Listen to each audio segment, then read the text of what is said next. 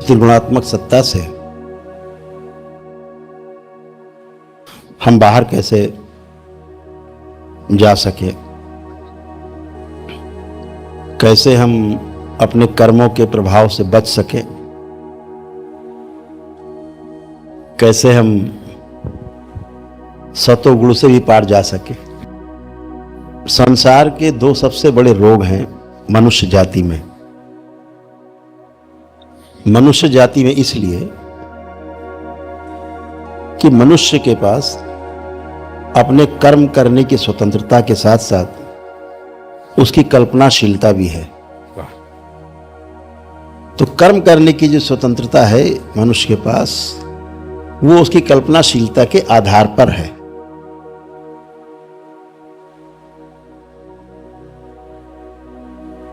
अब जब कर्म करते हैं तो उसका भोग बनता है। इतना ही नहीं, आप कल्पना करते हैं उसका भी भोग बनता है। मनसा वाचा कर्मणा कृत कारित अनुमोदित। मन में सोचते हैं, मनसा वाचा बोल देते हैं, बोला हुआ, कर्मणा कर गए तो कृतकारित अनुमोदित कराया गया। किसी ने किया उसको समर्थन कर देना, यस तुमने बहुत अच्छा किया,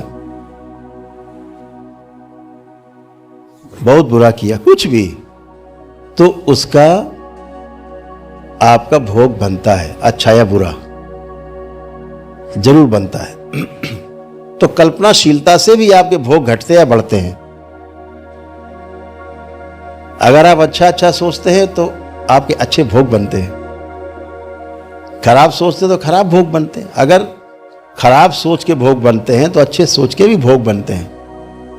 तिजोरी का ताला आपका खुला हुआ है, अगर आप अच्छा अच्छा डाल रहे हैं तो खराब भी जाएगा उसके अंदर, दोनों जाएगा।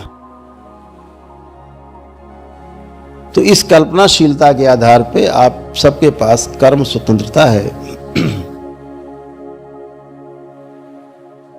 लेकिन भोग बनते हैं।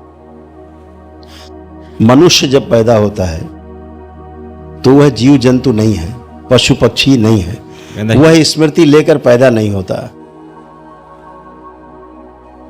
स्मृतियां उसको बनाई जाती हैं पैदा होने के बाद।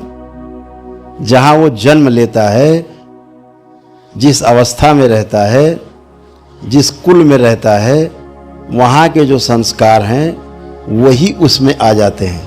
धीरे धीरे करके उसको स्मृतियां दी जाती हैं। उसके पास स्मृतियां जो मेमोरीज हैं पिछले जन्मों की, वो संग्रहित नहीं है, स्टोर नहीं है।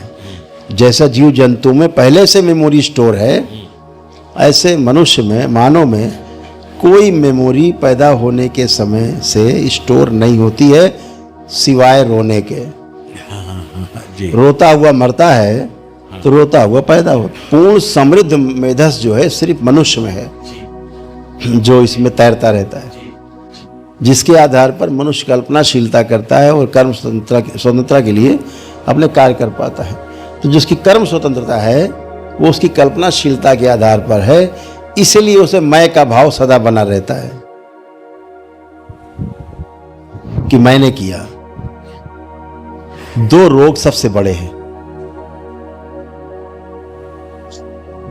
अहंकार और मोह। जब तक अहंकार रहेगा, जब तक मोह रहेगा, अहंकार रहेगा, तो आप में कर्ता का भाव बना रहेगा कि ये मैंने किया, ये काम मैंने किया, ये मैंने किया। तो उसका भोग आपका बनना तय है। वो चाहे आपने अच्छा किया है और चाहे आप बुरा करते हैं, दोनों का भोग आपका बनता है। इस आधार पर इस मर्त्य लोक से छुटकारा बिल्कुल नहीं बनता है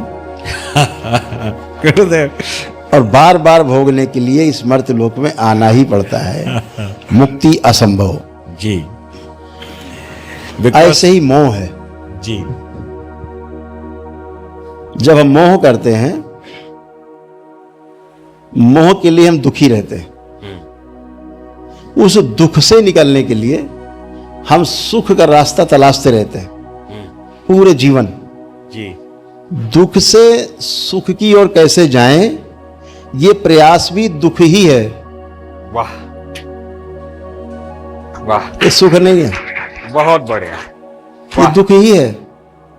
लगता है कि हम ये मिल जाएगा तो हम सुखी हो जाएंगे, ऐसा सुख लेकर के हम नकली सुख घूमते रहते हैं, और जैसे ही वहां से आशा टूटती है हम पूरा दुखी हो जाते हैं। तो दुख से शुरू किया था और दुख में आ जाते हैं। ये प्रमाण इस बात का है कि पूरी यात्रा ही दुख की है। सुख को प्राप्त करने की यात्रा दुख की यात्रा है, जी। ऐसा बन जाती है। मोह आपके अंदर ऐसे होता है। तो अब क्वेश्चन बनता है कि अहंकार और मोह से मुक्ति कैसे पाई जाए। बहुत सरल है, वेरी सिंपल। अहंकार से मुक्ति का एकमात्र उपाय, हम जो भी कार्य करते हैं अगर हम दृष्टा भाव से करते, साक्षी भाव से करते हैं तो हमारा अहंकार नहीं बनता है। जब हमारा भाव रहता है कि मैंने किया, तो आपके द्वारा किया गया कर्म एक क्रिया बन जाता है। तब भाव उठता है मैंने किया। जब आप दृष्टा भाव में रहते हैं कोई कर्म करते हुए, तो वो क्रिया ना होकर के घटना बन जाती है। तो भोग कर्म का बनता है, घटना का कोई भोग नहीं बनता।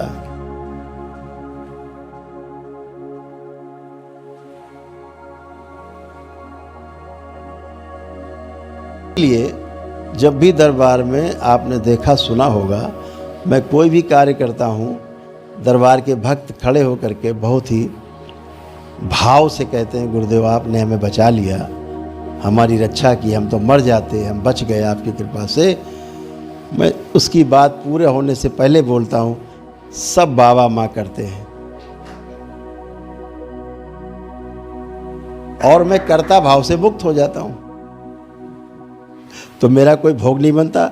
हम तो अरबों खरबों दरबार में सब श्रृंगार हो जाते हैं, तो मेरा कोई तो भाव कर्ता का है ही नहीं, अकर्ता का भाव है। इसलिए हमें कोई पाप नहीं लगता कि हम पाप और पुण्य दोनों से बाहर हो जाते हैं। इस प्रकार से हम जब घटना समझ करके कि ये घटना है और घटना में हम शामिल हैं क्योंकि प्रकृति की ऐसी इच्छा है, तो हम कर्ता भाव से मुक्त हो जाते हैं और भोग नहीं बनते। तो तीनों जो गुण हैं, सतोगुण, तमोगुण, रजोगुण, हम तीनों से बाहर हो जाते, नहीं तो एक में तो फंसना तय है। इसलिए अकर्ता का भाव, दृष्टा भाव, साक्षी भाव, अक्रियाशीलता का भाव हमको अपने कर्म बंधन से मुक्ति प्रदान करता है। अन्यथा अगला जन्म भी हमारे कर्म बंधन के आधार पर आशा बंधन से युक्त होकर होना तय है। उससे बचने का कोई उपाय नहीं है, भोग तय है। हरि हरि।